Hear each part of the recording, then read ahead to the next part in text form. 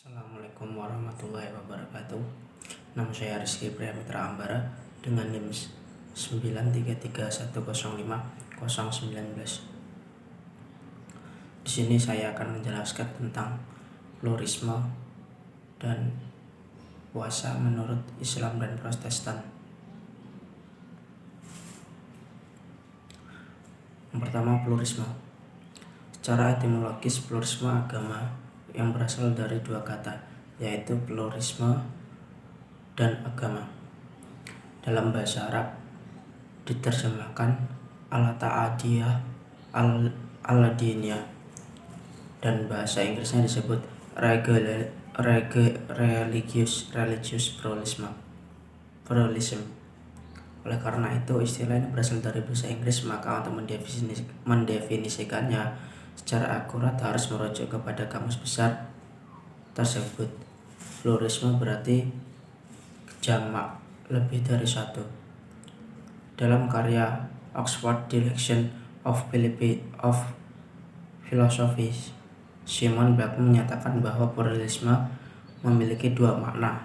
Pertama, pluralisme yaitu toleransi umum terhadap berbagai hal atau kasus, lagi berbagai pendapat pemandangan terhadap dunia yang tidak dapat didamaikan, yaitu doktrin utama teori sastra post-strukturalisme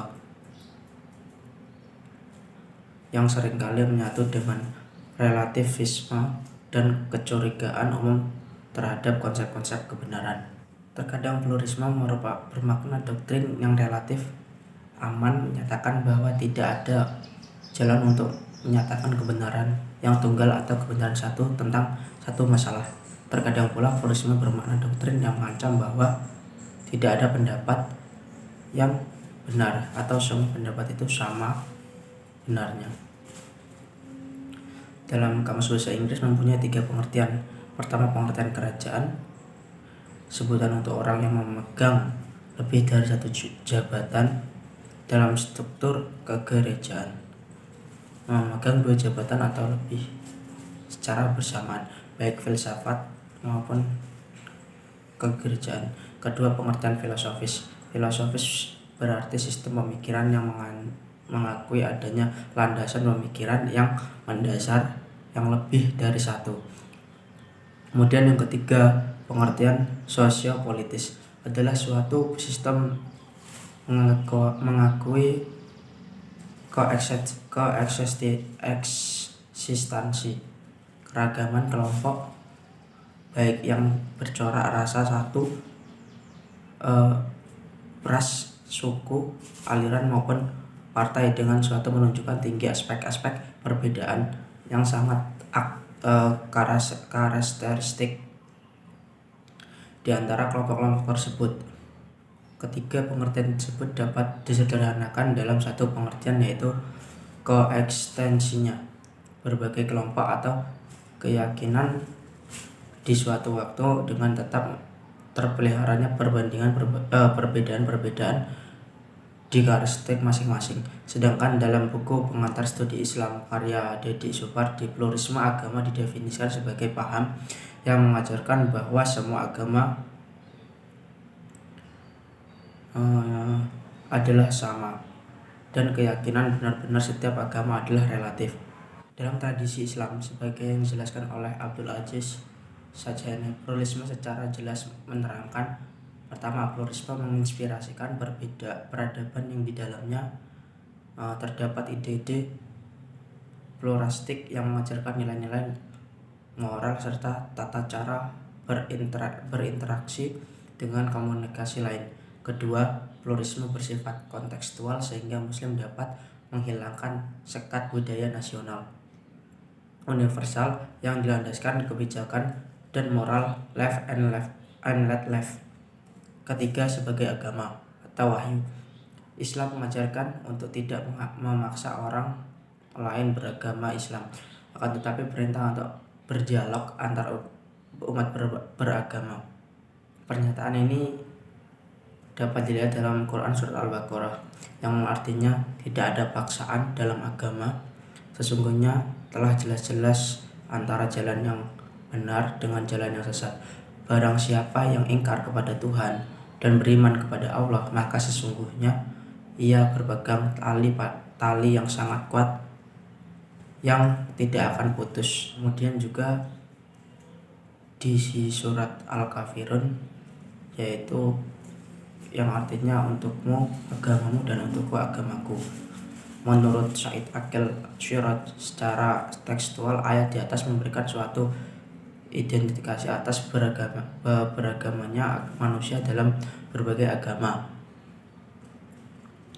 Dalam wacana Al-Quran, agama sering disebut dengan al-din atau al-milah, sedangkan kosakata Inggris menggunakan term religions. Dalam memahami dan memaknai pluralisme agama, ada dua dimensi yang perlu sangat diperhatikan, yaitu dimensi esoteris dan dimensi esoteris.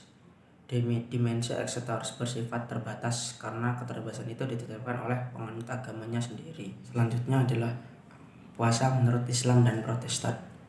Puasa secara bahasa adalah tarkun, wakafun, wakhirmun, juga berarti imsak.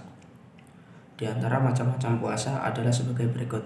A. Puasa wajib, yaitu puasa pada bulan Ramadan. Kemudian puasa kifarat dan puasa nazar. B. Puasa sunnah, yaitu puasa yang selain puasa Ramadan, contohnya kifarat dan nazar. Dan selain puasa pada hari haram seperti puasa Senin dan Kamis, puasa Rajab dan lain-lain. Yang C. Puasa makruh, yaitu puasa yang dilakukan pada hari yang meragukan apabila sudah tiba bulan Ramadan apa belum tanggal 30 Sya'ban, apabila sejumlah orang yang tidak bisa menerima kesaksiannya. Kemudian ada juga ayat yang menjelaskan tentang dibolehkannya melakukan hubungan suami istri di malam bulan Ramadan meskipun sehabis bangun tidur sebelum habis waktu sahur, dan ini berarti melakukan hubungan suami istri seiring hari pada bulan Ramadan dilarang. Termasuk dalam masalah jima adalah pengeluaran sperma dalam keadaan sadar dengan tidak sadar dengan cara apapun. Karena itu, walaupun surat ini tidak ada larangannya untuk berjumbu atau berciuman perlukan antara suami istri, para ulama mengatakan bahwa hal tersebut bersifat makruh, khususnya bagi yang tidak dapat menahan diri karena mengakibatkan timbulnya nafsu, dan apabila berciuman sampai keluar sperma maka puasa batal dan wajib menggantikan di hari lain. Munasabah ayatnya itu terdapat pada surat Al-Baqarah ayat 185 yang artinya, dan apabila hamba-hambaku bertanya kepadamu tentang aku, maka sesungguhnya aku dekat, aku kabulkan permohonan orang yang berdoa apabila ia berdoa kepadaku. Hendaklah mereka itu memenuhiku dan beriman kepadaku agar mereka memperoleh kebenaran.